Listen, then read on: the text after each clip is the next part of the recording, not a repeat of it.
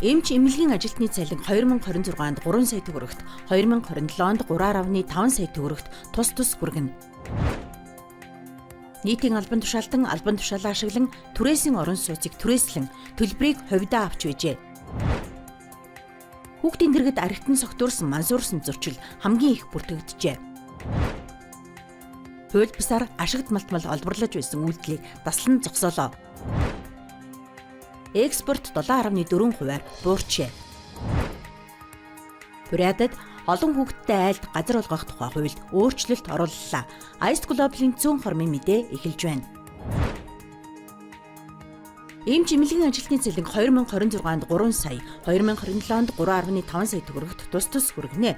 Тодорхойлбол эх оны 1-р сарын 1-ээс 30%-аар нэмж, цаашлаад 8-р сараас эхлэн он дуустал сар бүр 9%-аар нэмж 3 сая төгрөгт хүргэх тооцоолыг гаргажээ. Улмаар 2027 оны 1-р сарын 1-ээс үндсэн цалин 3.5 сая төгрөгт хүргэнэ гэлээ.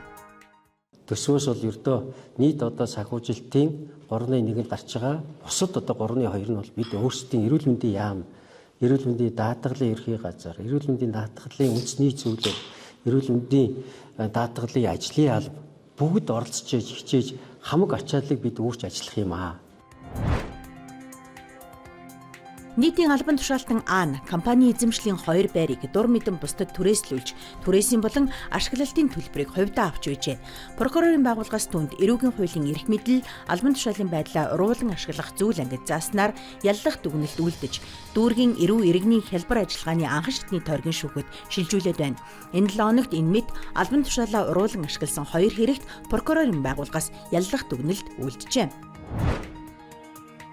Оны эхний 10 сарын байдлаар хүүхдийн эрхийг зөрчсөн нийт 6507 зөрчлийн гомдол мэдээлэл бүртгэгдснээс нийслэлд 4369, орон нутагт 2138 бүртгэгдсэн байна.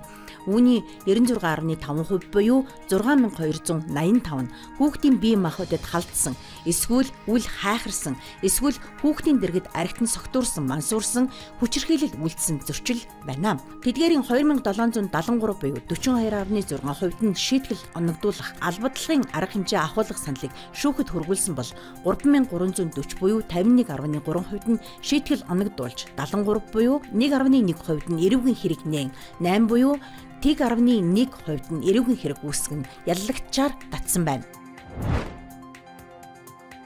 Сэлэн аймгийн Ерөө Мандал Орхон туул зэрэг Сумын нутагт тусгай зөвшөөрөлгүй талбайд хууль бусаар ашигт малтмал олборлож байсан гэмт хэргийн шинжтэй 6 зөрчлийн 2 үйлдэлийг цагдаагийн байгууллага хяналт шалгалтаар илрүүлжээ.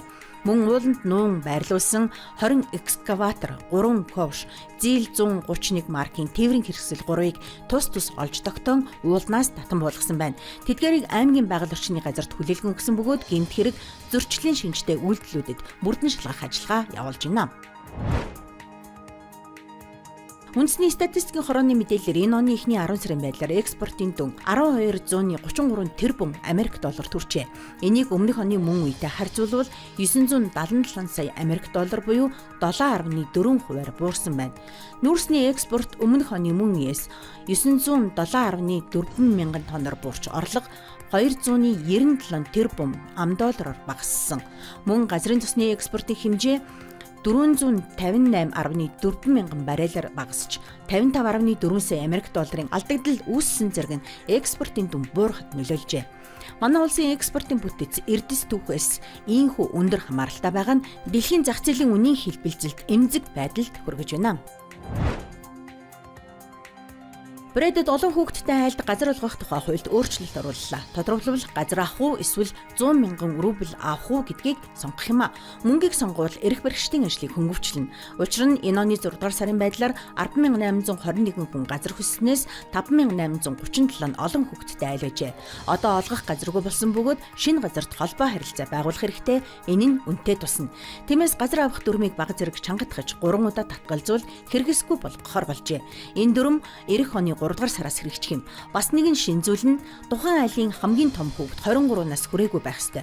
Гэхдээ 23 нас хүрсэн ч гэр бүлд 3 жижиг хүүхэд үлдсэн бол газар авах эрх хадгалагдахаар болжээ. Ice Global-ийн цөөн хормын мэдээ танд хүрлээ.